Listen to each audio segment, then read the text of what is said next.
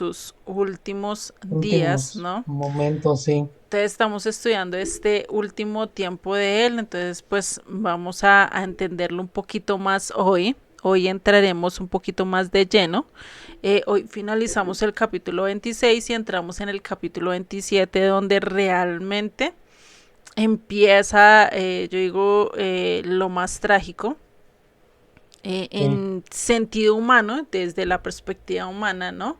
Porque pues a nivel del plan de Dios, a nivel de Dios, pues era realmente el clímax de todo lo que Dios haya planeado, ¿no? Y ese es como el primer clímax que tiene todo el plan de redención y que después va a haber un segundo clímax que va a ser mucho mayor, ¿no? Que es cuando Él venga por segunda vez. ¿Listo? Amén, sí, sí, sí es. Listo. Después oremos y iniciamos para dar conclusión al capítulo 26 para iniciar el 27. ¿Listo? Sí. Señor y Padre, te damos gracias, Padre Celestial, por tu palabra, por tu bendición, Padre. Gracias, Señor, porque tú nos diriges, porque tú nos enseñas, porque tú nos muestras, Padre. Ayúdanos a derribar las tentaciones, ayúdanos a ir más allá conforme a tu voluntad, Padre, y sobre todo que nos podamos someter a tu palabra, someter a lo que tú nos enseñas, someternos, Padre, y seguir el mismo ejemplo que tu Hijo nos está dando a lo largo de todos estos capítulos que hemos venido estudiando, Padre. Te doy gracias en el nombre de Yeshua. Amén y amén. Amén y Bueno. amén. Amén. Dale la bienvenida a Margarita. Margarita, bienvenida. Buenas noches para todos y para todas. Que Dios Buenas los noches, bendiga. Buenas Margarita. noches. Pedrito, Dios lo bendiga. Y Igualmente, gracias a Luli, Dios. Amén. Bendiciones. amén, amén. Bueno, pues vamos a seguir con el estudio, ¿sí? Recordemos que estábamos viendo ya la parte en que Pedro coge y niega a Jesucristo, ¿no? Estábamos viendo esto la clase pasada acerca de cómo Pedro niega a Jesucristo y lo niega 3 veces, ¿no? Incluso dice que con maldiciones, o sea, con groserías, diciéndole no, ojalá si hubiera muerto y yo no sé qué vaina, ¿cierto? De tal manera que lo desligaran de la muerte, ¿no? Estábamos viendo esta parte que pues no fue tan fácil y después de que él lo negó dice que cantó el gallo 3 veces, ¿no? Ahí enseguida cantó el gallo y ahí es cuando dice en uno de los evangelios, ¿no? Que en esa tercera vez como que se cruzan las miradas y Pedro pues definitivamente al ver los ojos de Jesucristo donde no hubo odio, donde no hubo rencor, donde no hubo esa mirada de pregunta ¿por qué me traicionaste? Sino que todo lo contrario, ¿no? Ese amor, esa misericordia, tanto que Pedro llegó en ese momento y tuvo amargor en su corazón, sintió culpa en su corazón y eso pues no hizo que él estuviera tranquilo y por eso dice en el verso 75, entonces Pedro se acordó de las palabras de Jesús que le había dicho antes que cantara el gallo, me negarás 3 veces y saliendo fuera lloró amargamente, ¿no? Así es como termina todo el capítulo 26, por eso le estaba diciendo que hoy vamos a darle la conclusión. Pero vamos a ver que esto que pasó con Pedro no terminó allí, ¿sí? Mm, nosotros muchas veces mm, podemos negarlo, muchas veces podemos traicionarlo, muchas veces podemos hacer muchas cosas en contra de Jesucristo, en contra de Dios, pero Él siempre va a estar dispuesto ¿qué? a recibirnos. Y esto es algo que nos muestra la historia de Pedro, ¿sí? A diferencia de la historia que vamos a empezar a estudiar con el capítulo 27, que es como la contraparte, ¿no? Que es Judas. Eh, Definitivamente acá vemos que él lloró amargamente, pero él no se quedó en ese lloro, él en cierta forma tenía la esperanza de que de tener otra redención, de tener otra vez restauración. Sí, eso lo vamos a ir viendo más adelante a lo largo de los versos, pero vemos que él en medio de todo esto, yo creo que él hasta en medio de ese lloro, en medio de ese quejar, reflexionó todo lo que había pasado en el Getsemaní, todo el proceso que había llegado hasta el momento de maldecirlo. Muy posiblemente él en ese momento no lo entendió. Pero si nosotros miramos cómo fue decayendo y cómo en medio su carne lo fue llevando de un lado a otro, o la tentación misma de él, ¿no? Ese de estar dormido en medio del Getsemaní, cómo llegar directamente y sacar la espada y tratar de defender el reino, y Jesucristo le dijera, venga, venga, así no es que yo voy a ganar el reino, pues como tú te sentirías, ¿no? Y fuera de eso, hasta el punto de verlo entregado, de ver cómo se lo llevan sometido y que él no pelee, que él no haga nada, hasta llegar el momento de maldecirle, pues vemos que es un proceso o son circunstancias que definitivamente no son fáciles, ¿no? Él tuvo que tomar el tiempo y procesar todo esto y decir qué fue lo que pasó, ¿no? ¿Qué momento yo terminé haciendo esto? O mirar el proceso hasta decir definitivamente este no es el Mesías. Yo no voy a dar mi vida por este que se está entregando, que está muriendo y no está salvando y no está rescatando y no está haciendo las cosas como creo que como creo que deben de hacer, ¿no? Porque Pedro pues no pensaba que el Mesías viniera a morir, sí, que viniera a dar la vida. Sí lo dicen muchas de las profecías, pero el problema es que es una de las profecías que más se han olvidado, ¿no? Y que incluso hoy en día al pueblo judío no se les enseña, no se les enseña ese Mesías que tenía que venir a sufrir, que tenía que venir como un cordero para ser llevado al matadero, ¿no? No les enseñan eso.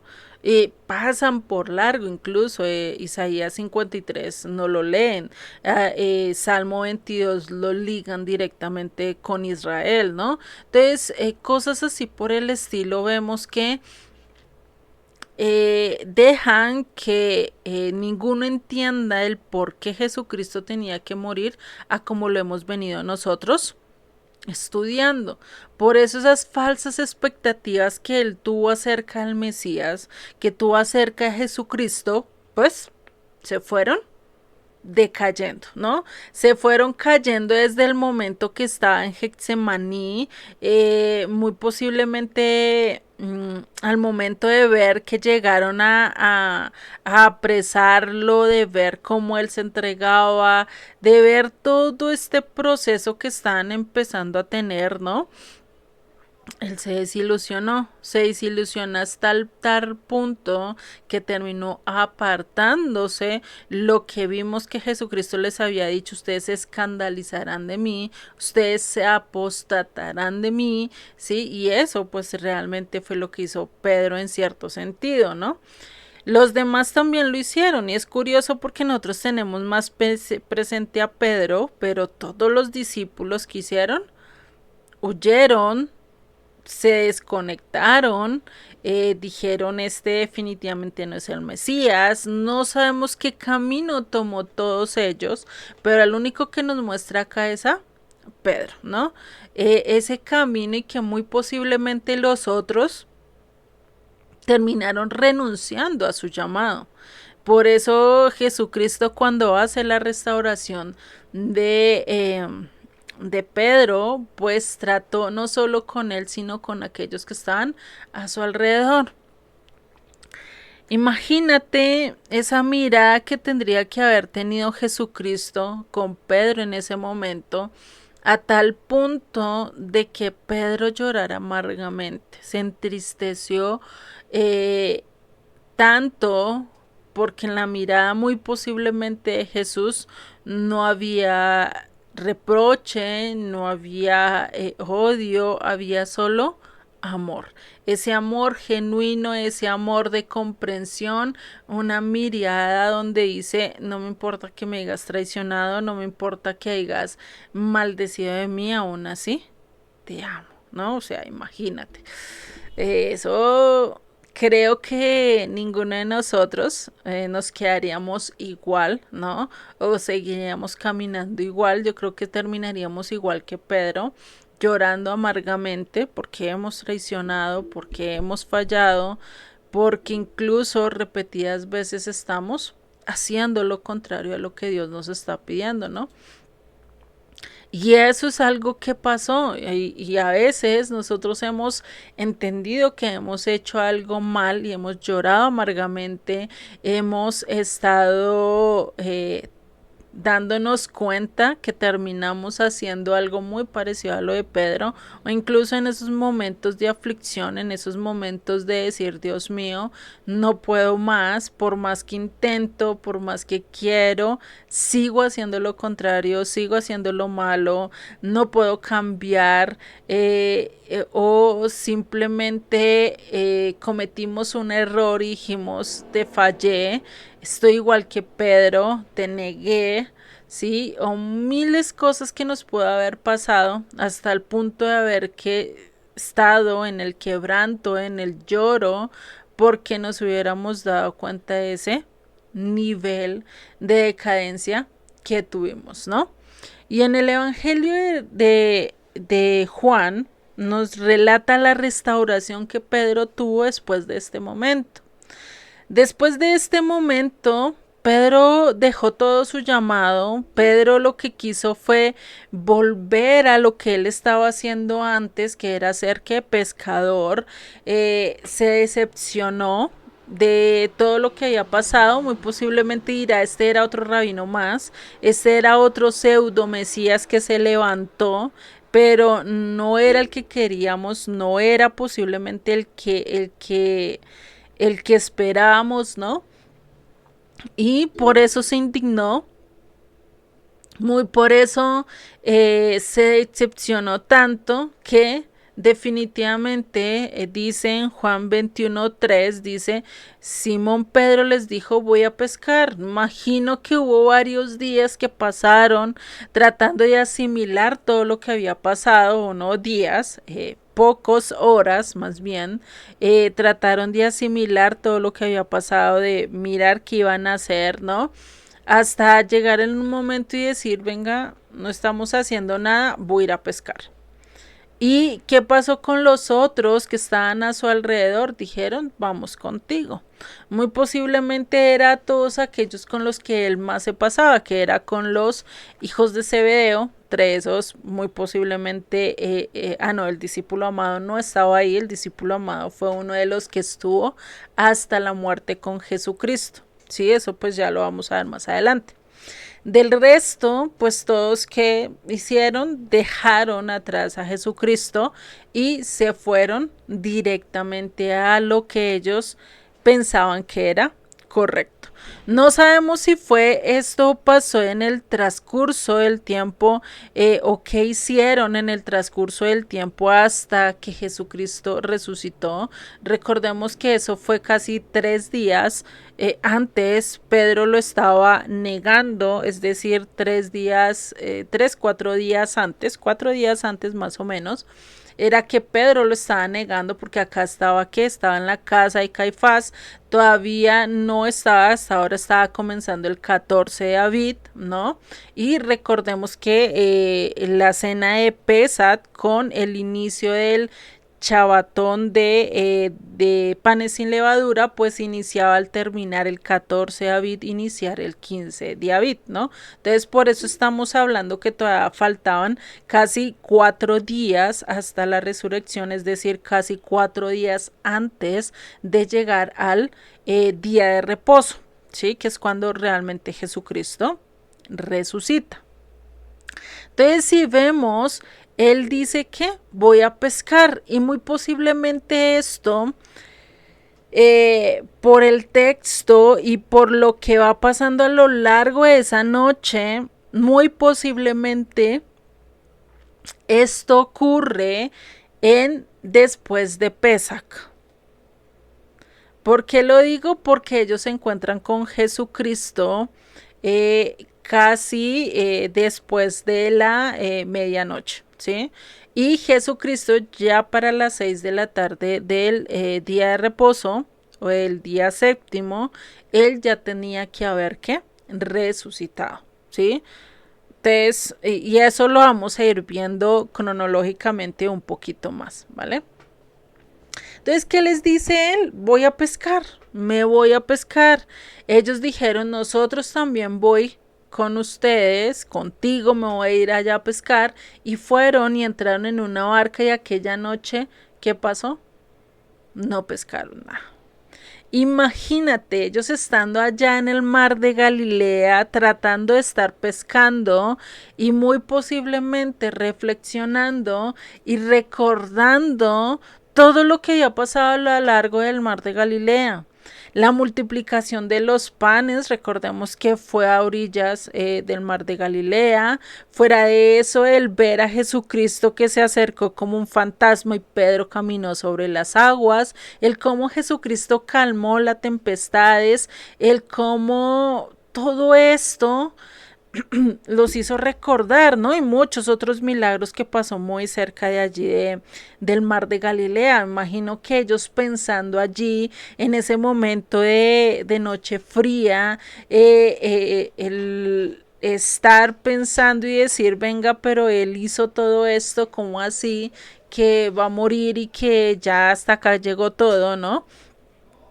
Y pues imagínate, ¿no? ¿Qué iba a pensar él y qué iba a pasar él, ¿no? Con todo esto que había pasado y que incluso acá Pedro, después de un tiempo, se entera que Jesucristo estaba y que había resucitado, ¿sí? Muy posiblemente lo escuchó, pero no creyó, pues eso es como decir, venga, tal persona resucitó y está andando por allí, viene el camino, ¿no? Pues recordemos que esto era algo que estaba pasando pues para esa época. Ellos ya habían escuchado muy posiblemente horas antes, porque las mujeres ya habían visto a Jesucristo resucitar, ya le habían dicho a los discípulos y les habían dicho a los discípulos, vayan hasta Galilea que allá los va a encontrar Jesucristo, algo que Jesucristo ya les había dicho antes, ¿sí? Todo esto estoy haciendo casi un contexto de lo que estaba pasando antes de llegar a este momento, ¿no? Entonces muy posiblemente Pedro ya sabía que él había resucitado, pero ¿qué pasa? Todavía como dicen como Santo Tomás, hasta no ver, no creer, hasta que no meta mis manos en sus llagas, yo no creo, ¿no? Muy posiblemente era algo que Pedro tenía esa esperanza de que él realmente hubiera resucitado, pero al mismo tiempo tenía que ese temor por haber fallado y muy posiblemente también tenía una duda de si era verdad o no era verdad, ¿sí? Y por eso en Marcos 16:6 nos dice lo siguiente. Mas él les dijo, no os asustéis, buscáis a Jesús Nazareno, el que fue crucificado, ha resucitado. ¿Qué dice? Ha resucitado, no está aquí. Mirad el lugar en donde le pusieron, pero id, decid a sus discípulos y a Pedro, enfatiza y a Pedro, esto es que cuando Jesucristo se encuentra con las mujeres y le dice, vengan, no tema, sí, acá creo que no, estas no son las mujeres, son los ángeles que le dicen, venga, no teman, ¿a quién están buscando? A Jesús el Nazareno, aquel que fue crucificado, no aquel que fue muerto, ¿no? Está diciendo aquel que fue crucificado. Ese es como esa ese apodo que nos ponen, ¿no? Por lo menos a X persona que le dicen el tal, ¿no? Para no decir apodos porque pues a veces a mucha gente no les gusta, ¿no? Pero es lo mismo, o sea, estaba poniéndole, era más conocido porque fue crucificado que fue Jesucristo, ¿no? Por eso dice y le pone como el letrero, como ya lo conocía la mayoría de la población, porque esto yo creo que había sido noticia de primera mano, ¿no?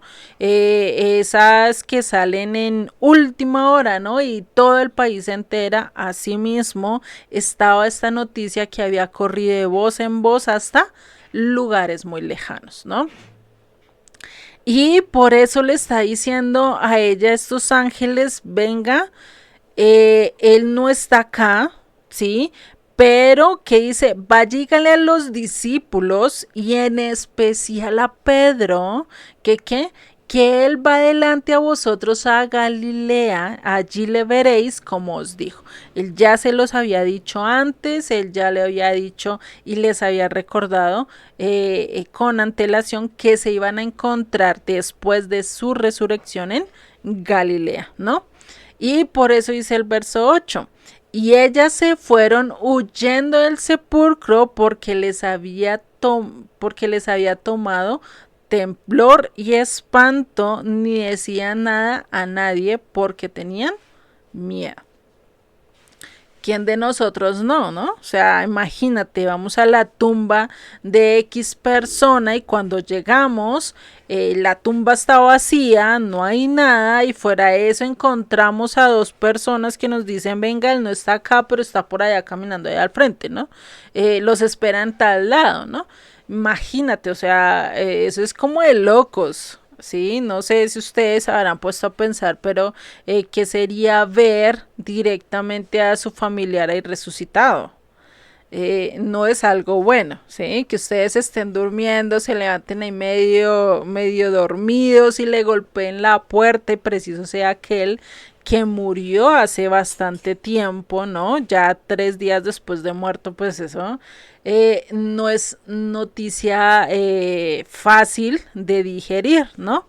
Y recordemos que esto que estaban viendo las mujeres, esto fue un domingo casi al amanecer. Sí, eso ya estaba muy temprano el domingo o el primer día de la semana. ¿Listo? Igual todo esto ya lo vamos a ver más adelante con más detalle.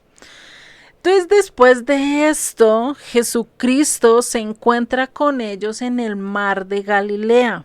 Y esto es lo que nos relata Juan, ¿sí? En el capítulo 21, donde dice el verso 2.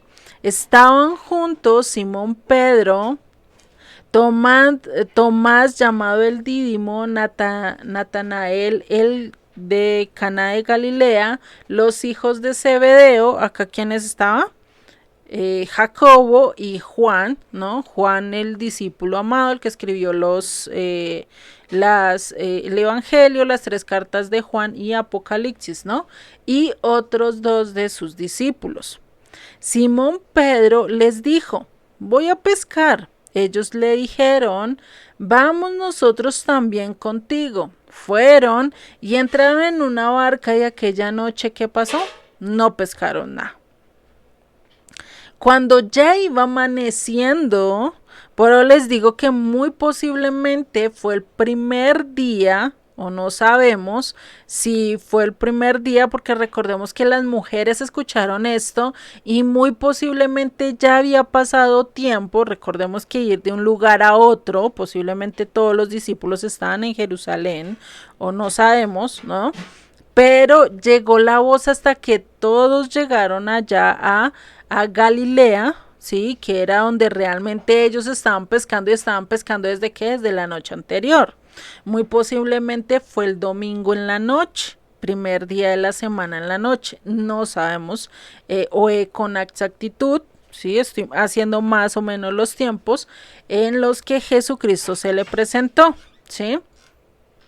Pero ¿qué dice? Al amanecer, cuando está amaneciendo, se presentó Jesús en la playa, más los discípulos que no sabían que era Jesús. O sea, no lo reconocieron, pues ¿quién iba a esperar que Jesucristo estuviera allá cuando sabían que estaba muerto, no?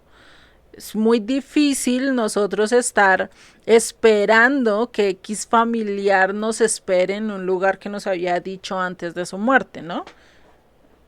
Posiblemente nosotros por cumplir ese último deseo de él hubiéramos estado allí, hubiéramos querido estar en el lugar, pero no estaríamos esperando que él estuviera ahí, ¿cierto? Porque ya está muerto. Lo mismo estaba pasando con ellos, pero mire lo que les dice Jesucristo en el verso 5. Y les dijo, hijitos, ¿tenéis algo de comer? Le respondieron que no. Pues de lógico, toda la noche allí en medio de la pesca, en medio del mar, y no pescaron nada, pues que iban a tener de desayunar. Yo creo que esto se lo dijeron hasta con voz de desánimo, de tristeza, de sentir fracaso, no solo a nivel de lo que estaba pasando a nivel físico ahí en ese momento de no pescar nada, sino de todo el proceso que venían. O sea, imagínate a Pedro saber que le había negado, los demás saber que habían dejado a su Mesías, que no habían cumplido lo que él les había, lo que ellos habían prometido que estarían con él, incluso si él llegara a morir, ¿no? Todo eso, pues ellos estaban desanimados y dijeron, pues no, con esa voz de desánimo, muy posiblemente, ¿no? Pero ¿qué les dijo Jesucristo? Dice, echad la red a la derecha de la barca y hallaréis. Echaron la red y ya no podían sacar por la gran cantidad de peces. O sea, esto es como una sombra de lo que ya había pasado antes. Porque recordemos que cuando Jesucristo se encontró con ellos por primera vez, creo que pasó lo mismo, ¿no? Hubo un evento donde ellos no habían pescado nada, llegaron y Jesucristo les dice, venga, echen la red, ¿sí? Echen la red y tendrán peces, ¿no? Y fue algo que vieron ahí. Es curioso, por eso supieron que era Jesucristo, porque no habían encontrado a otro hombre que haya replicado eso que ellos ya habían vivido con Jesucristo. Y ellos dijeron, este es el maestro, ¿sí? Porque encontraron y porque pudieron sacar una cantidad de pesos que ellos dijeron, no, esto, o sea, ¿quién lo puede hacer solo? El Mesías, ¿no? Que ya habían vivido este acontecimiento antes. Después dice el verso 7, dice, entonces aquel discípulo a quien Jesús amaba dijo a Pedro, es el Señor. Simón Pedro, cuando oyó que era el Señor, o sea, ¿quién fue el que dijo esto? Juan. Juan el discípulo amado dijo, mira, mira, es el Señor. Simón Pedro, cuando oyó que era el Señor, ¿qué hice? Se ciñó la ropa porque se había despojado de ella y se echó al mar.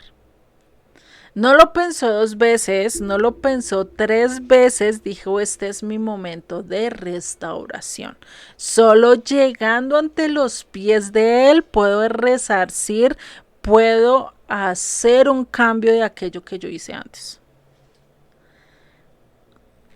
Esa es la gran diferencia que vamos a ver con Judas. Judas sintió culpabilidad, Judas también lloró posiblemente amargamente, pero no hubo un deseo de cambio en él o de querer hacer un cambio. Pedro siguió deseoso de tener un cambio y estaba esperando el momento exacto para recibir ese cambio, esa oportunidad, esa restauración. Y él sabía, posiblemente al momento que escuchó que Jesús había resucitado, dijo, le empezó a florecer la esperanza, pero también fue recatado o no sabemos, pero muy posiblemente no entendió al principio y por eso se prefirió irse a pescar en medio de esperar al Mesías, ¿no? Porque pues qué estaban haciendo en el mar de Galilea en ese momento. Imagínate en ese momento que él llega a la orilla, ve a Jesucristo poniendo un desayuno, porque tenía desayunos para todos los que estaban allí en la barca, ¿no? Y encontrarlo a él y que su mirada no esté con reproche, no esté con mostrándole como por qué me traicionaste, con signo de pregunta, con signo de cuestionamiento, sino todo lo contrario, con una mirada de comprensión, con una mirada de perdón, con una mirada de restauración, ¿no? Que eso es algo muy contrario cuando nosotros fallamos en varios aspectos con nuestros seres queridos, ¿no? Hay ese reproche, esa mirada de rabia, y eso creo que cada uno lo hemos podido vivir cuando nos hacen algo mal, cuando esperamos algo más de aquellas personas, pues está en nosotros esa mirada de rabia, esa mirada de enojo, esa mirada de cuestionamiento, ¿sí? De cómo es esto, o incluso de decepción, ¿no? Creo que todos la hemos podido mirar, por lo menos en la vista de nuestros padres, cuando hicimos algo malo, o de esa persona que nos amaba y tenía muchas esperanzas o expectativas en nosotros, hicimos todo lo contrario, y que hay una mirada de decepción, ¿no? Y uno la entiende y uno dice, lo decepcioné, ¿sí? No hice lo correcto, fracasé en este sentido.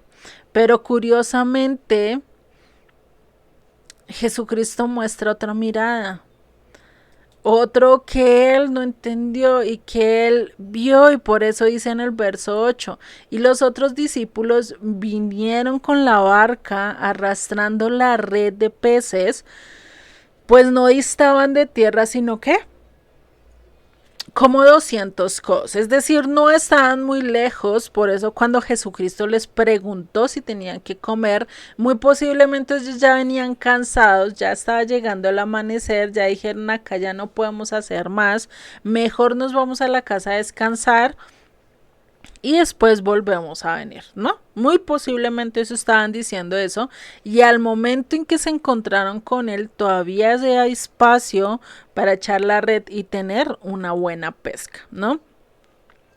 Por eso dice el verso 9, al descender a tierra vieron brasas puestas y un pez encima de ellas, ¿y qué? Y pan. O sea, Jesucristo les tenía un desayuno. Imagínense ustedes, cuando hayan traicionado, cuando hayan decepcionado, cuando hacen algo malo, ¿qué pasa con la otra parte a la que ustedes lastimaron, decepcionaron o hicieron algo malo? ¿Será que los esperan con un desayuno, atentos a quererlos atender? Creo que es todo lo contrario, ¿cierto? Si es nuestra mamá cuando éramos chiquitos y la decepcionamos y le sacamos la rabia, pues lo que esperamos era la varita de rejo, ¿cierto? Si es la mujer, para el caso de Pedrito, si era tu mujer, o para el caso de nosotros la mujer es nuestro esposo, pues ¿qué era? El regaño, la cantaleta o la mirada seria, ¿no? O si fue un amigo, ¿no? El reproche, el decir por qué hiciste eso, qué se te pasó en la cabeza, o bueno, quién sabe qué otras palabras, pero estaría el reproche, ¿cierto? Es lo que nosotros estaríamos esperando en ese momento.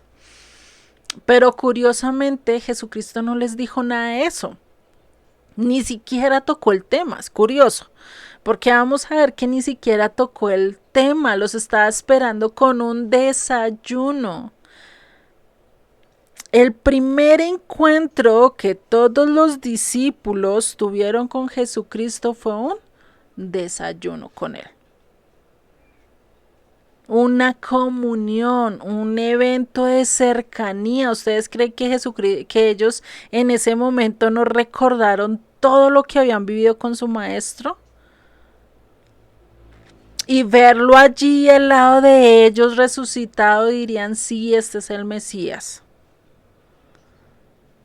Está comiendo con nosotros, nos hizo de comer, ¿sí? A pesar de que ya estaba en su cuerpo totalmente glorificado. Yeshua les tenía todo listo, un desayuno listo para degustar, y sigue en el verso 10. Jesús les dijo, traed de los peces que acabéis de pescar, o sea, tráigame todos los peces. Subió Simón Pedro y sacó la red a tierra llena de grandes peces, 153. Y aún siendo tantos, la red que no se rompió.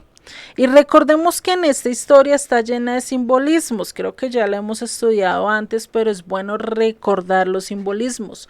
Cuando Jesucristo les dice eche la red a la derecha, recordemos que la red es símbolo de ¿qué?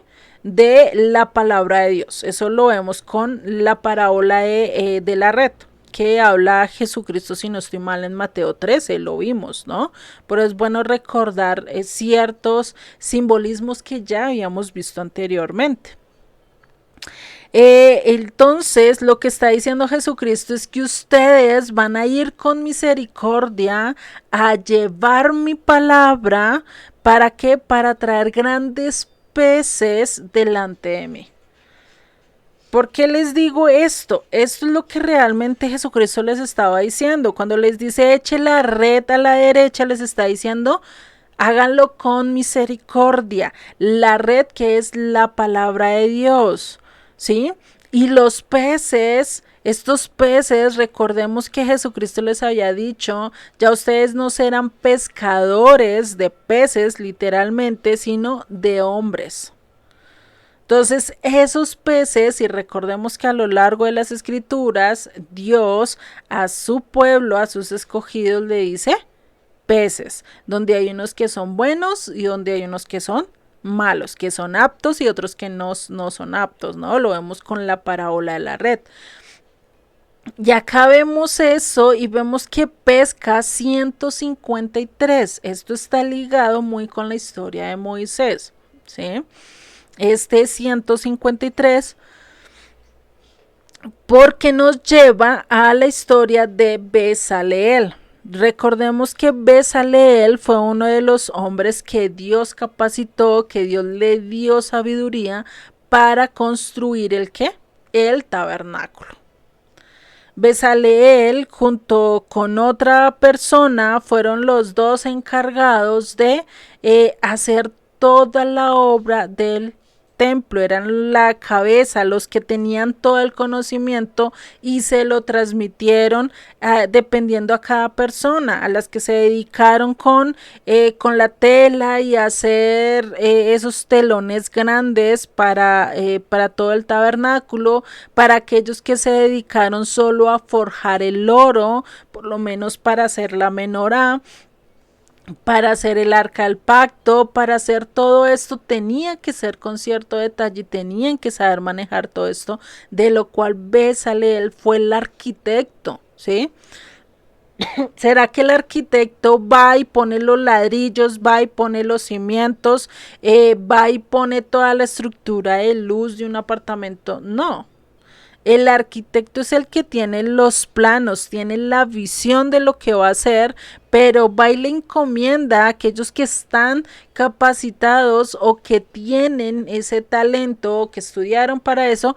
¿Para qué? Para que levanten todo de acuerdo a las instrucciones que él dio. Lo mismo estaba pasando con Bezaleel. Algo que también nos recuerda a Jesucristo. Jesucristo es el arquitecto, es aquel que puede levantar el tabernáculo caído de David y es aquel que está levantando el tabernáculo en cada uno de nosotros, ¿sí? Por eso estos 153 peces delante de quien los tenía que llevar, delante de Jesucristo. Esa va a ser la función de los discípulos de aquí en adelante. ¿Cuál era el llamado a los discípulos? Ir con misericordia llevando la palabra de Dios, trayendo todos esos peces, ¿sí? ¿Delante de quién? Delante de Jesucristo. No para que lo adoraran a ellos, no para buscar beneficio o fama, sino para llevarlos literalmente a los pies de quién? del único que los puede salvar, del único que les puede dar redención, porque es el único que resucitó, fue el único que dio la vida por ellos y fue el único que derramó su sangre para el perdón de pecados. Y eso es curioso porque es que acá podemos ver esto, ¿no? Y por eso ya en el verso 12 empieza esa restauración con Pedro, ¿sí? ¿Y qué le dice? Y les dijo Jesús, venid, comed. Y ninguno de los discípulos se atrevía a preguntarle, ¿tú quién eres? Sabiendo que era el Señor. Es curiosa esta parte porque todos tenían la duda, aún viéndolo ahí, viéndolo cómo comía, viendo cómo compartía, posiblemente hasta cómo hablaba con ellos, ¿sí? Y aún así está ese temor de decir, venga, si es el maestro o estamos viendo una visión o estamos soñando o qué estamos haciendo, ¿no? Yo creo que hasta se llegaron a pellizcar a ver si es que era cierto, ¿no?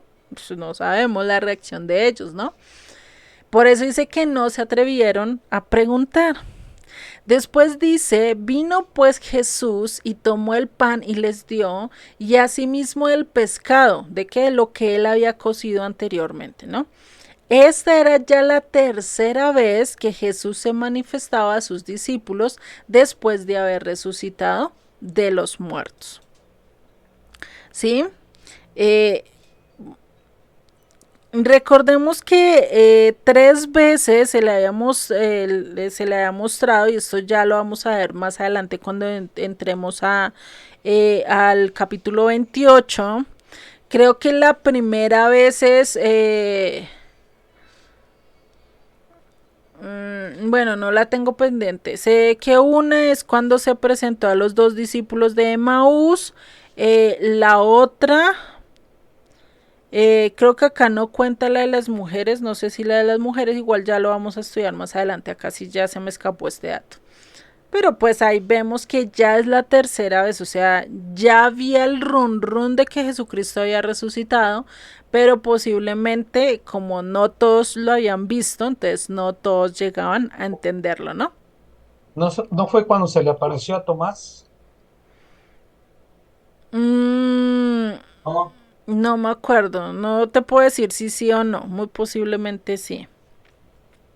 La verdad no Ah, lo ok. tengo pendiente, porque recordemos que había 2 Tomás, estaba Tomás el Dídimo y había creo que otro Tomás, si no estoy mal ahí, entre los discípulos. ¿Listo? Bueno, sigamos. En el verso 15 nos sigue diciendo, Juan 21:15 nos dice, cuando hubieron comido, Jesús dijo a Simón Pedro, acá vino la restauración de Pedro, Simón, hijo de Jonás, ¿me amas más que estos? Cuando le dice más que estos, no sabemos si se está refiriendo a los discípulos que estaban ahí o a los peces que estaban ahí. Porque si nosotros ponemos a mirar más que estos, es más que aquellos a los que tú vayas a pescar o muy posiblemente más que tu función, más que tu profesión, o le estará diciendo más que estos, o sea, más que estos discípulos, más que estos que dicen ser, que me aman, ¿sí? No sabemos a qué le está señalando. Y recordemos que acá cuando le pregunta, ¿me amas? Lo que le está diciendo es con amor ágape, amor incondicional, amor inquebrantable, amor que no duda, amor que da la vida por la otra persona. ¿Y qué le respondió Pedro?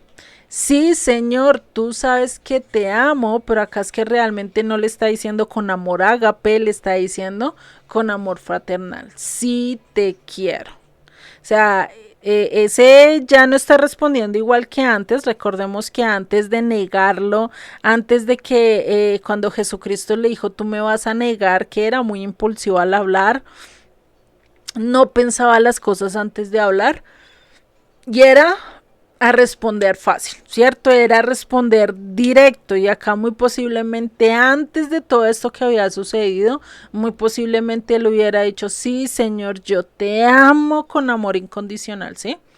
Pero acá él ya se había dado cuenta ya había aterrizado, ya posiblemente había madurado en todo esto que había pasado y había entendido que su amor no era tan incondicional y que muy posiblemente su amor era igual al amor de la tsunamita, de la que habla Cantar de las Cantares, que dice: mi amor está enfermo. O sea, sí te amo, pero hay algo que me frena a no darlo todo, ¿sí? Quiero amarte, pero hay ciertas cosas que como que no lo hago tan fácil, ¿no? Eso es lo que les está diciendo, le está diciendo realmente: sí, yo sé que te quiero, pero no tan incondicionalmente como yo pensaba o como tú me lo estás pidiendo, ¿no? ¿Y qué le respondió Jesucristo? No le respondió mal, no lo miró con reproche, no le dijo nada, sino que le dice: apacienta mis corderos. ¿Sí? O sea, le está recalcando y le está volviendo a levantar ¿en qué? En el llamado en el cual había sido llamado, que era ¿qué? Ir a ser pescador, ir a ser pastor, ir a predicar su palabra. Y eso era ir a traer los corderos, ¿no? Acá reconoció realmente Pedro eso, que no le podía amar incondicionalmente.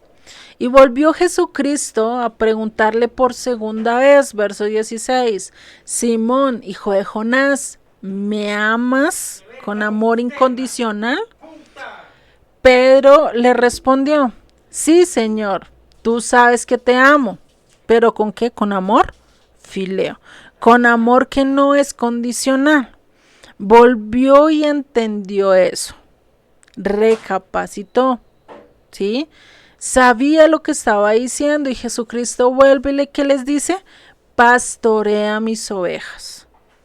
Le recalcó su llamado, le hizo que recordara otra vez lo que él les estaba pidiendo, ¿no? Y por eso sigue y dice en la tercera vez, y en la tercera vez algo cambia. Le dice: Simón, hijo de Jonás, ¿me quieres? Acá vemos que Jesucristo no espera que nosotros nos subamos, Yeshua no espera que nosotros nos subamos al nivel de él, porque no vamos a hacerlo, porque no somos capaces de hacerlo. Mientras que estemos en este cuerpo, mientras que estemos en este mundo, va a ser muy difícil para llegar a la condición que él está, ¿no? O sea, imagínate tú llegar a la perfección de Jesucristo para que él nos mire y nos recalque el llamado. Eso nunca va a ser, porque nosotros no le llegamos ni al talón de los pies, y yo creo que ni siquiera a tocar la punta del dedo gordo de sus pies, ¿no? Entonces no lo vamos a poder hacer así. Él por eso se rebaja la condición de nosotros, porque no nos entiende, ¿no? Porque sabe lo que estamos pasando, lo que ya somos, ¿no? Él reconoce eso. Y por eso pues él le pregunta: venga, ¿tú me quieres? Y acá es donde le responde, ¿sí? Le responde Pedro, y dice que Pedro se entristeció de que le dijese la tercera vez: ¿me amas? O sea, ¿me quieres? Y le respondió: Señor, tú lo sabes todo. Tú sabes que te quiero. Jesús le dijo: apacienta mis ovejas. 3 veces Pedro le negó, 3 veces Jesucristo le recalcó y lo volvió a llamar. Es decir, le devolvió ese llamado. 3 veces falló, 3 veces le restauró. Entonces vemos esto, que el Señor empieza, y Él es el que empieza a hacer la labor en ti para llevarte al nivel que necesitamos estar. Nosotros por sí solos no nos damos, no lo podemos hacer. De por sí el Señor sabe y reconoce que nuestro amor está enfermo, que nuestro amor es raquítico, que nuestro amor está con lepra, ¿sí? que hay partes que son sanas, que hay partes que quieren servirle, pero que hay partes que están leprosas, con llaga, y que a veces nos duele sanar, que a veces nos duele entregar y que a veces queremos no dejarle entregar, ¿cierto? Porque nos duele, porque nos causa dolor. Y eso es algo que Jesucristo sabe. Él no espera que nosotros seamos perfectos como nos venden la idea de que tenemos que ser perfectos, sin pecado, sin mancha delante de Él, cuando nosotros, mientras que estemos en este mundo, mientras que no esté la restauración total, nosotros no vamos a poder caminar igual que hizo Jesucristo. Porque o si no, pues para eso habría muchos mesías que podrían cumplir la labor de Jesucristo. Pero vemos que solo hubo uno y solo hay uno y solo habrá uno que nos va a poder rescatar de todo, el cual es Jesucristo, que fue sin mancha, que fue sin ataduras, sin daño alguno, y que pudo cumplir a cabo toda la palabra, ¿no? Fue el único que realmente su amor es totalmente sincero, limpio, sin mancha, sin ataduras, sin enfermedad, como realmente nuestro amor sí está. Nosotros no podemos decirle a cualquier persona te amo incondicionalmente, porque no lo podemos hacer. Nuestro amor está enfermo. Nuestro amor es raquítico y mucho más para con Dios. Porque nosotros le podemos jurar y perjurar y decirle y prometerle mil cosas, pero a lo largo del trayecto nos vamos a dar cuenta y nos vamos a estrellar muchas veces, igual que lo hizo Pedro, donde definitivamente vamos a decir, definitivamente prefiero no prometer, prefiero no jurarle, prefiero que sea Él el que obra en mi vida y que me lleve de más a más antes de yo prometer algo que muy posiblemente no voy a ser capaz, ¿no? ¿Cuántas veces nosotros a lo largo de nuestras vidas no le hemos prometido cosas a Dios, o incluso ni siquiera a Dios, a nuestra familia, a nuestros seres queridos, y cuántas de esas cosas hemos cumplido? Muy pocas. ¿Sí? Por no terminar diciendo que ninguna, ¿no? Muy posiblemente hemos cumplido algunas, pero hubo otras que las pasamos por alto, que no las cumplimos, fallamos, ¿cierto? Y hay un dicho que dice que el que promete no recuerda lo que promete, más el que escucha las promesas sí recuerda lo que se promete, ¿no? Es curioso, no sé cuántas veces ustedes que han tenido padres, hijos, hermanos, cuántas veces prometieron hacer ciertas cosas y llegó un momento en que ni se acordaron, pero ellos sí recuerdan y todavía reprochan eso, ¿no? Es curioso, porque es que uno al prometer se le olvida muy fácil, pero los que escuchan la promesa casi siempre nunca se les olvida y siguen esperando. A veces todavía muchos siguen esperando, ¿no? Entonces por eso acá se cumple esto de que Pedro tenía su amor enfermo, igual que cada uno de nosotros, ¿no? Como lo dice la Tsunamita en Cantar de los Cantares, en Cantares 5:8, ella dice: yo os conjuro, doncellas de Jerusalén, si halláis a mi amado, que le hagáis saber que yo estoy enferma de amor. No enferma de amor, sino mi amor está enfermo. Realmente se debería leer así, porque enferma de amor, haz de cuenta que tú quieres estar pegado, estar cumpliendo, hacer todo lo que, ¿sí? Lo que tu esposo le agrada, pero acá vemos que es todo lo contrario. La Tsunamita realmente no estaba deseosa de abrirle la puerta a su marido, ya se había acostado, ya se había limpiado los pies, ya que pereza abrirle, posiblemente con frío y todo, y el esposo llegó a medianoche, ella ya medio dormida, ¿no? Y decir, tengo que abrirle. Pues imagínate, ¿no? Llegar a ese punto de decir, venga, no, ¿cómo le voy a abrir yo la puerta? ¿Cierto? eso le pasó a ella. Dijo, espérame, espérame, no, porque llegas a esta hora, no sé qué, hasta que el marido se cansa y dice que deja mirra, ¿sí? En la puerta y cogice, va, ¿no? Por eso la mujer termina buscándolo y preguntando en Jerusalén, preguntando dónde estaba su amado. Y si lo ven, hazle saber que estoy, mi amor está enfermo. Yo quería abrirte, yo quería recibirte, pero me dio pereza, pero me dio frío, me pudo más mi complacencia, mi conformidad, más que el servirte, más que el llegar a hacer lo que él quería, ¿no? Entonces imagínate, porque es que vemos, si estuviera enferma, pues no se pasaría o no se cumpliría o realmente la mujer no haría todo lo que vemos desde el verso 2. Dice, yo dormía, pero mi corazón velaba, es la voz de mi amado que llama, ábreme hermana mía, amiga mía, paloma mía, perfecta mía, porque mi cabeza está llena de rocío, muy posiblemente dan de cuenta que está lloviendo, lloviznando o algo así, frío, imagínate, dice mis cabellos de las gotas de la noche. Me he desnudado de mi ropa, dice la mujer. ¿Cómo me he de vestir? He lavado mis pies, ¿cómo los he de ensuciar? Mi amado metió su mano por la ventanilla y mi corazón se conmovió dentro de mí.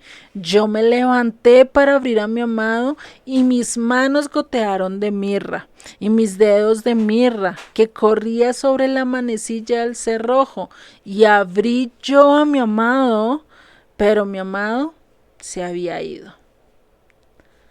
Ya había ya pasado y tras su hablar salió mi alma. ¿Qué pasó? Primero está el pero, yo cómo me voy a levantar, está haciendo frío, otras me tengo que vestir. Imagínate, ¿no? O sea, ¿y cuántas veces nosotros no somos así? Yo he sido así con mi esposo. Uno no ama incondicionalmente porque hay veces él llega cansado y a veces ni le quiero servir. Y uno ve el reflejo ahí, no hay un amor incondicional que quiere estar sirviendo, que quiere estar dando todo a pesar de que ya uno esté recostado, que ya uno esté entre las cobijas, que ya esté uno esto y ve a la otra persona deseosa de algo. ¿Ustedes se levantan a hacerlo? No siempre. No todas las veces, ¿cierto? Eso pasa, ¿sí? Y por eso sigue diciendo, lo busqué y no lo hallé, lo llamé y no respondió. Me hallaron los guardias que rodean la ciudad, me golpearon, me hirieron, me quitaron mi manto de encima, los guardias de los muros. ¿Qué hizo? Que yo saliera de noche a buscarlo, por lugares donde terminé perdiendo todo. ¿Cuántas veces por estar buscando el eterno, por estar buscando una solución, por estar buscando una salida a los muchos problemas que teníamos antes de conocer a Cristo, no terminamos igual que la mujer? Golpeados, llenos con heridas, lastimados, con nuestra ropa sucia, con incluso la ropa totalmente remendada, esto a nivel de espiritual, ¿sí? ¿Cuántas heridas no te hiciste por estar buscando en caminos que no eran o pensando que por ese camino era que ibas a encontrar la paz y vas a tener esa restauración? ¿Sí? O sea, imagínate, ¿no? Y por eso es que acá es esto, ¿no? Por eso no podemos decir estoy enferma de amor, porque cuando estoy diciendo estoy enferma de amor es que, mejor dicho, no puedo vivir si no te sirvo, si no hago, si no esto, ¿no? Es lo mismo que cuando uno tiene una adicción, ¿no? Cuando uno tiene una adicción es algo que no puedes vivir sin eso. Estás buscando cómo complacer, cómo saciar esa droga. A diferencia de acá, vemos que la mujer no quiere satisfacer. Vemos que la mujer realmente no quiere abrirle a su amado. Lo hace en determinado momento, pero cuando ya su esposo no está. Por eso, más bien tengo que decir que mi amor está enfermo. A mi amor le falta, no soy tan incondicional como yo pensaba, no te amo tanto como yo pensaba, no es real ese que te bajo las estrellas y te doy el mundo y te doy todo, mi amor no es tan así. Imagínate nosotros decirle a Dios, es que Dios te amo incondicionalmente cuando realmente no somos tan incondicionales, ¿no? Si no somos incondicionales con la persona que vemos, que está a nuestro lado, sea mamá, papá, hermanos, esposo, ¿sí? Y decimos te amo, pero no somos tan incondicionales, ¿cuánto más con aquel que no vemos? Y que a veces podemos ignorar mucho más fácil, ¿no? Que aquel que estamos viendo. Si ignoramos al que vemos, ¿cómo será con Dios, no? Es curioso, pero todo esto realmente, antes de darnos ánimos, como que nos está dando latigazos, pero es algo que vemos y eso es lo que está haciendo Jesucristo con Pedro. Le está recordando y está mirando si realmente todo este proceso le sirvió y está aceptando que estaba enfermo, que su amor no era tan capaz como para decir soy incondicional. Pero aún así, cuando él acepta, cuando él reconoce que necesita de Dios, que necesita de Jesucristo para que su amor se vuelva incondicional, que necesita una transformación, que necesita ese proceso que solo Jesucristo, solo Dios puede hacer, pues ahí es cuando Jesucristo le dice, pastorea mis ovejas. Porque reconoces tu posición, porque ya te diste cuenta que estás roto a nivel espiritual. Lo hemos visto a lo largo de todas las historias, vemos una y otra vez cómo ese sermón del monte se vuelve otra vez y nos habla. ¿Qué dijo Jesucristo? ¿Cuál es el primer escalón para yo poder llegar a la altura de tener un corazón limpio? Primero es reconocer mi fracaso espiritual, reconocer que no soy nada, reconocer que necesito de Él para salir adelante. Y ahí es cuando realmente Él va a querer utilizarnos, porque reconocemos nuestro lugar, porque aceptamos que no somos nada sin Él, que soy una basura, que soy lo peor de este mundo si no lo tengo a Él. ¿Sí? Y sigue en el verso 18. De cierto te digo, cuando eras más joven, te ceñías e ibas a donde quiera, a donde querías. Mas cuando ya seas viejo, extenderás tus manos y te ceñirá otro y te llevará a donde no quieras. Esto dijo, dando a entender con qué muerte había de glorificar a Dios, y dijo esto, añadió, sígueme.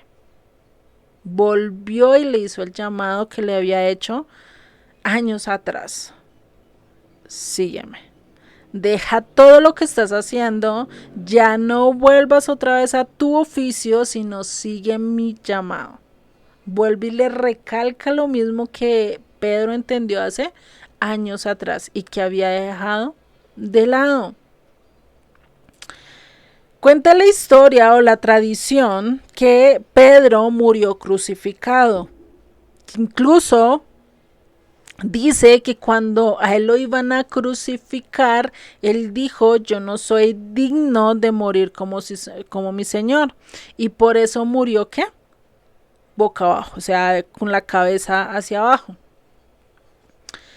Esto, por eso Jesucristo lo profetizó: cuando eras joven te ceñías, iba donde querías, hacías lo que querías, incluso querías morir a espada porque ibas a defender, ¿no? ¿Qué hubiera pasado si eh, si esta gente a la que él sacó la espada y cogió y le cortó la oreja hubiera respondido?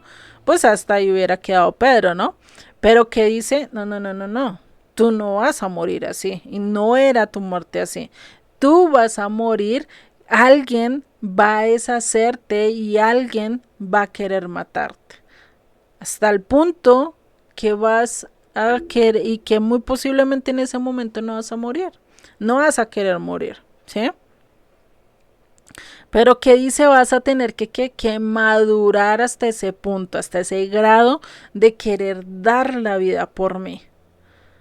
Es un proceso de lo que él estaba viviendo de joven, que acá ya había madurado un poco, pero ya vamos a ver que cuando lleguemos a Hechos y estudiemos todo esto, pues realmente Pedro hace un cambio radical, ¿no? Por eso es que cuando nosotros lleguemos a la madurez, no a la... hay algo que entender, y es que la madurez no es sinónimo de perfección. Madurez lo podemos ver en nuestras propias vidas, ¿no? Hay jóvenes que son maduros desde muy temprana edad. Hay jóvenes que a los 18, 19, 20 años ya son muy maduros, y incluso a veces son más maduros que un hombre de 40 años. ¿Qué es lo que hace a un hombre maduro? Pedrito, ¿qué es lo que hace a un hombre maduro? Las experiencias, los fracasos, las caídas Ujú. y el reconocerlo, darse cuenta de las razones por las que caímos, por las que Exactamente. tropezamos. Ujú. Entonces, la madurez no es perfección, porque igual cuando nosotros somos maduros, aún así caemos. Aún así estamos todavía perfeccionándonos. Por eso la madurez no es sinónimo de perfección. Y el estar con Dios, el vivir con Dios, no es sinónimo de que tengo que ser perfecto, tengo que ser maduro. ¿Qué es ser maduro? No va a cometer los mismos errores que cometí antes. Cierto, de chiquito yo era muy atravesado, de chiquito era muy aventajado, de chiquito saltaba y brincaba por todo lado. Ya de adulto pienso 3 veces a pegar un brinco. Ya no me monto en una cicla y empiezo a hacer maromas porque ya lo pienso 3 veces, porque sé que el caerme en el piso pues ya me duele mucho más, ¿cierto? Ya no soy tan resistente como antes. Ya tengo un poquito más de saber qué decir, en qué momento hablar y qué momento no hablar, ¿cierto? Eso hace que yo pueda mejorar mi potencial. Eso lo vemos en las diferentes áreas, ¿sí? Un maestro de construcción se ve que realmente es experimentado, se ve que es muy maduro en su labor cuando ¿qué? Cuando ejerce su labor y sabe reconocer ciertas cosas solo con solo mirarlo. No necesita a veces ni abrir una pared para decir, uy, acá pasa esto, ¿no? No sé si ustedes han encontrado personas así, pero es porque su experiencia se lo ha enseñado, y eso ya quiere decir que son maduros en su profesión. En cambio, aquel que hasta ahora está empezando, a ver cómo se pone un ladrillo, cómo se hace la mezcla, todo esto, uno se da cuenta, ¿no? No es lo mismo hablar con una persona que sabe, que reconoce y que sabe el oficio y que lleva muchos años de experiencia, a aquel que sabe o tiene la teoría, pero todavía en la práctica está muy niño. Sí, podríamos decir está en pañales. Se nota mucho la diferencia, ¿no? Ustedes pónganse a mirar anteriormente, cuando ustedes estaban empezando en su oficio, cómo eran. Sí, realmente daban todo y sabían y reconocían todo lo que hoy conocen. Muy posiblemente no, ¿cierto? Eso es lo mismo que pasa en las manos de Dios. Para que Dios realmente nos utilice y pueda utilizar todo el potencial en nosotros, primero tenemos que madurar. Por eso es que Dios no nos muestra todo desde un principio y te dice, mira, yo con ti y a ti voy a hacer esto, esto, esto, esto y te voy a llevar por tal y tal, tal, tal lado y voy a hacer esto, esto, esto contigo. No te lo muestra al principio. Incluso, muy posiblemente ni siquiera te muestra tu llamado. Tu llamado lo vas a ir encontrando a medida que vas caminando con él.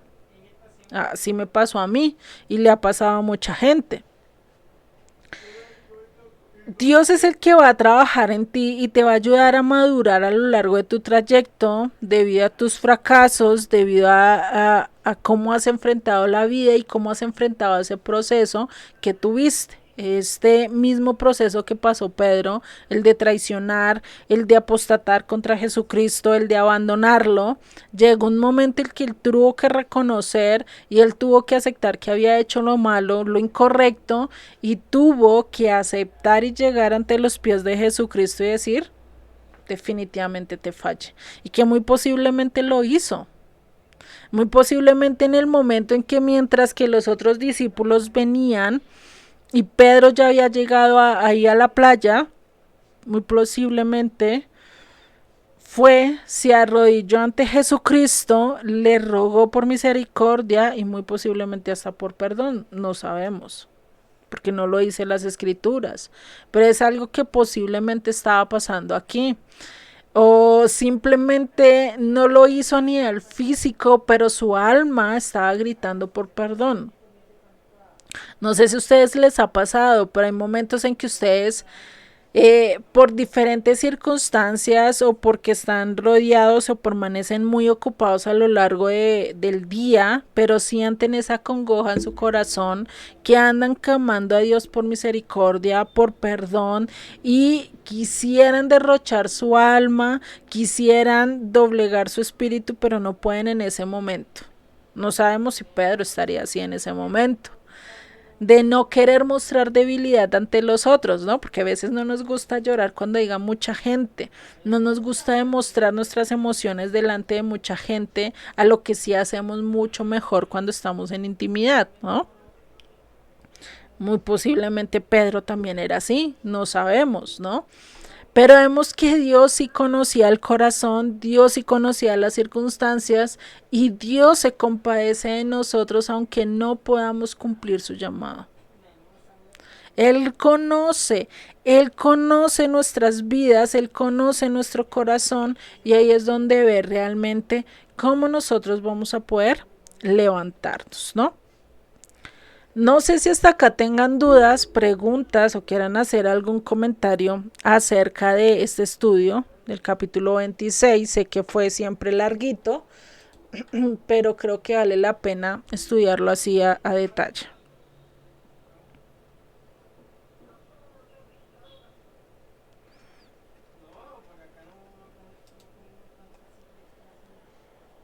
Muy bien ¿Ninguno? explicado, Juliet. La verdad, eh, hoy, bueno, no hoy nada más, sino en las clases anteriores también hubo cosas que pues se comprendieron más de mi persona, ¿no? Y eso de mostrar nuestra falta de amor, estar enfermos de amor, realmente es muy difícil de comprenderlo, ¿no? Y tiene razón, o sea, no, nadie puede agarrar y decir, ay, sí, voy a hacer, te voy a amar hasta el fin del mundo sin ¿cómo se llama? Sin pensar mal, sin engañarte, sin decir mentiras, ¿no? Creo que no hay alguien, no hay uno, ¿no? Como dice la palabra, no hay uno solo que sea salvo, ¿no? Que sea realmente santo, ¿no? Sincero. Es un estudio muy enseñador y muy bonito. Gracias a Dios porque te permite enseñarnos estos estudios. Nada más, Juliet. Vale. Pues, ¿qué le digo yo a Luli? Pues sí, como decía Pedrito, de todas maneras nosotros fallamos. Ujú, De todas maneras nosotros fallamos con Dios. ¿Por qué? Porque de todas maneras, como decía su merced al principio, como no lo vimos a Él papalmente de frente a frente, ¿sí? Entonces nosotros como no lo conocimos, lo conocemos, pero a través de su palabra, ¿sí? ujú, Pero no andamos con él, no estuvimos con él, todo eso, igual que los discípulos y los apóstoles, ¿sí? Que anduvieron con él, estuvieron con él. Todas esas cosas, cuando estuvo Pedro con él cuando lo mandó a echar la red y todo eso, ¿sí? Entonces, pues para uno cree que de todas maneras solamente la misericordia y de buscarlo nosotros de corazón, ¿sí? ujú, Pero, pero ya así como como dicen los textos de la Biblia de que amarlo, pues lo amamos, sí, pero no. ¿Cómo le explicaré a Lolesta? Lo amamos, pero no tal cual como, porque a ratos uno se pone a hacer otras cosas y bueno, como que se le va la paloma a uno, sí, está en otras cosas y cuando uno reacciona dice, Dios mío, Dios primeramente tiene que estar con nosotros, ¿eh? ujú, Debemos de estar como ahí agarraditos de las manos. O cualquier problemita a uno se le vienen miles como bombardeos de cosas que uno no debe pensar, ¿sí? ujú, Entonces, como decías, Moshe, al principio, sí, nosotros fallamos, nosotros como seres humanos fallamos y mucho fallamos. El que diga que no falla es porque, mejor dicho, pero nosotros, en realidad, todo el mundo fallamos, le ujú. fallamos a él. Sí, eso era lo que pues yo quería comentarle. Vale, vale. No, y sí es válido. Igual el ver que a pesar de que fallamos, tenemos la esperanza y la gracia y la misericordia, ¿no? Por eso la Ujú. gracia es un don, un regalo inmerecido y la misericordia pues es el que no recibimos nuestro justo castigo, ¿no? Que hubo Sí, uno sí, que sí lo recibió por nosotros y que eso es lo que vamos a empezar a estudiar ya en el capítulo 27, ¿no? que fue el Señor Jesucristo, lo único Ujú, que... Mm. exactamente. Bueno, no sé si hay otro comentario, ninguno más. Pues yo redundando lo que dicen mis compañeros, Ujú, que nuestro amor es imperfecto y a través de la historia bíblica vemos a todos los personajes, ¿no? Que inclusive pues siguieron los monarcas que Abraham, Isaac y Jacob, pues que a ujú, pesar de que estaban con Dios, pues cometían errores. Entonces, pecaron. Entonces, pues imagínense nosotros que estamos aquí en este mundo tan lleno de caos y de tentaciones, ujú, pues sí, como dice nos perdemos de repente, ¿no? En el caos del mundo, en los afanes, pero pues Dios ve el corazón de cada quien y hay que pues, mantenernos siempre en la palabra, meditando en su palabra, no soltarnos ahora sí como quien dice de la mano de Dios ujú, y pues trabajar día a día con Dios agarrados de la mano para pues evitar caer lo menos posible porque pues nuestra imperfección siempre nos va a estar ahí como cuchillito así atacando ujú. y pues mantenernos fortalecidos en la palabra de Dios. Y Él ya se encargará de ir trabajando en nosotros, como dices, madurando poco a poco. Y sí, lo que tú dices es válido, el estar estudiando y el estar cada día más concentrados en su palabra, creo que nos ayuda mucho mejor a entender pues todo lo que estamos viendo y todo lo que incluso vamos a ver más adelante con él y lo que vayamos a vivir nosotros en cada uno de nuestro diario vivir, ¿no? Que cada día tenemos algo que luchar, algo que defender, algo por qué procesar y algo en que madurar, ¿no? No siempre vamos a decir, no, es que hoy pasé derecho y nada pasó en mi vida, no. Tuvimos que madurar en algo, tuvimos que procesar algo o muy posiblemente en algo fracasamos, como lo hizo Pedro, y que tenemos que ¿qué? Buscar a aquel que realmente nos puede restaurar, ¿no?